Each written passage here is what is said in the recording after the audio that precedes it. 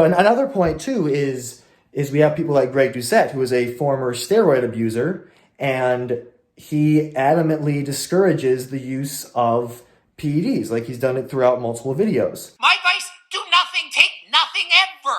Oh, hello there. I was just sitting in my gymnasium with my dog, Bodhi here. What are you doing? Anyway, I was thinking, hey, is the fitness industry trending natty? Or for the layman, natural? Now, I realize that might be kind of an outlandish thing to throw out there. There's still a lot of PED use, and I even just saw a video the other day from More Plates, More Dates, where apparently a 14-year-old is taking tren, which is utterly horrifying. So yeah, I decided to start tren. Whoa, dude. What did you just say? I decided to start tren? I need to turn it up, dude.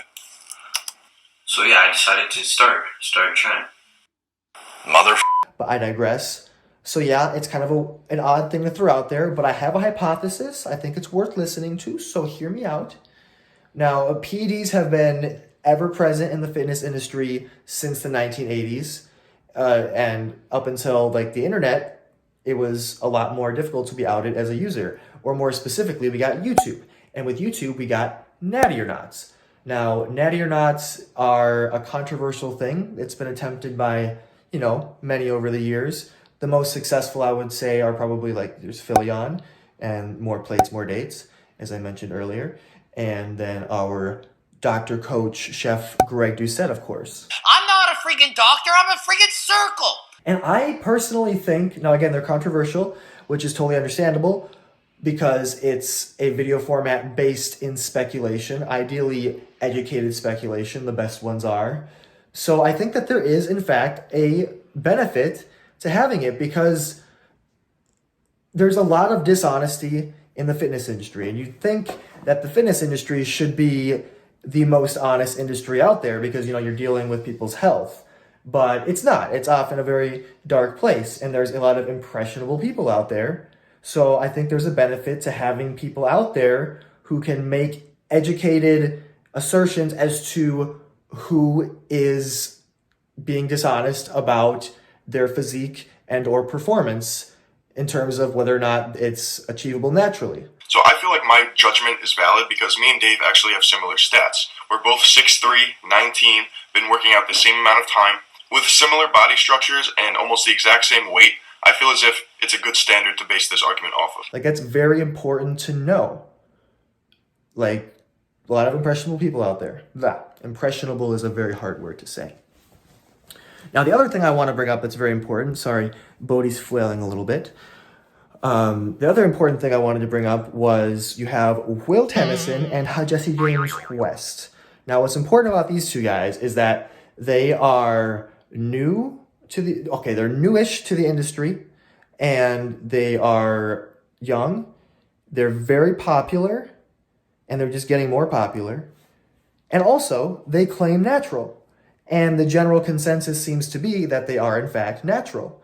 And I myself, of course, I believe that they are 100% natural. And that's no knock on their physique. That's just like, if you track the progress, it seems very clear that they're most likely natural. And so we have Natty or Nots. We have the day we live in, a lot of speculation over like who is and who isn't natural. And then you have these guys who are very adamant about the fact that they are natural and that they plan to stay natural. So they are going to be under the microscope even more. They're going to be potentially scrutinized even more. And I kind of think that's great because I think that they will stick to their guns on the natural thing. And, influencers, they influence. So maybe other influencers will adopt this down the line as well. You never know. I just, it's a thought. Maybe it's like weirdly optimistic, like kind of irrationally optimistic, but the world could use a little optimism right now. But another point too is we have people like Greg Doucette, who is a former steroid abuser, and he adamantly discourages the use of PEDs. Like, he's done it throughout multiple videos, which is also a very important thing to bring up. So I think considering all of these factors here, it's a possibility, right? I don't know. That's a hypothesis. Just throwing it out there. And yeah, hopefully these two guys, they stay natty and they, influence people in the right way. And hopefully also, you guys let me know down in the comments what you think. And maybe on your way, you can hit the like and potentially even subscribe. I would subscribe. I'm biased, of course, but I have a lot of fun ideas. And I also have a cute doggy. So I would say, yeah, it only helps me. Don't you want to help me? Why wouldn't you want to help me? Anyway, hopefully I'll see you next time. Have a great day and or night. Just have a great life. Or yes, I'll see you next time. Bye-bye. Bodhi says bye. Ooh.